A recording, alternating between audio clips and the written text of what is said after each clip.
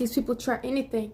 They try anything to keep somebody locked up or to get somebody locked up or to burn them out with the money thing. They try to dry you out, dry all your money up. They try to not pay you when you're owed a check. They want to withhold your money for no reason and say you can't come up to the job or it's illegal to come to your job, like without calling the police.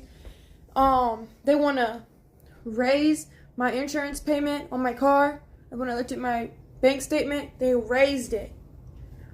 So now, even though I've never crashed a car, my insurance, 200 plus 130, it's over 300. It was already over 300, but now it's just more higher, and no reason behind it. But I know the insurance agent was some creepy weirdo because, right, I bought the car. I didn't tell anybody. I just decided I'm going to buy a car. I prayed about it. I got the car. And they didn't say anything about me having an SR22. I had actually went to court for not paying for insurance for 6 months, and I already had to pay a $750 fee. That's what the court decided. So they were like, this is weird. When I came back in, after getting a letter in the mail saying that my registration is expiring. So I go to Casey Kia.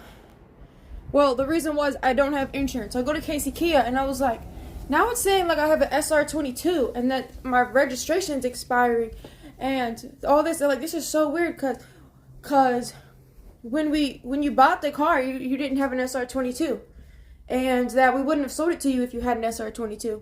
So then it's almost like, well, he's like, well, you're kind of lucky that, you got away with not having to get an SR22 or whatever.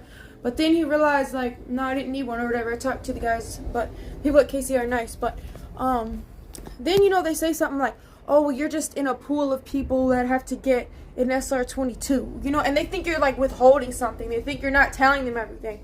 Or they'll be like, I'm not going to ask, you tell your friend about it. She's like, oh, well, I'm not going to ask you what you did, but why you have an SR22, but so they think you're lying. The truth is too hard for people to believe. But that's why when somebody else is in a tough situation, I believe them because I'm in it too. With my friend in jail, he caught a charge for taking a shower at the end of the day when he just wanted to wash off.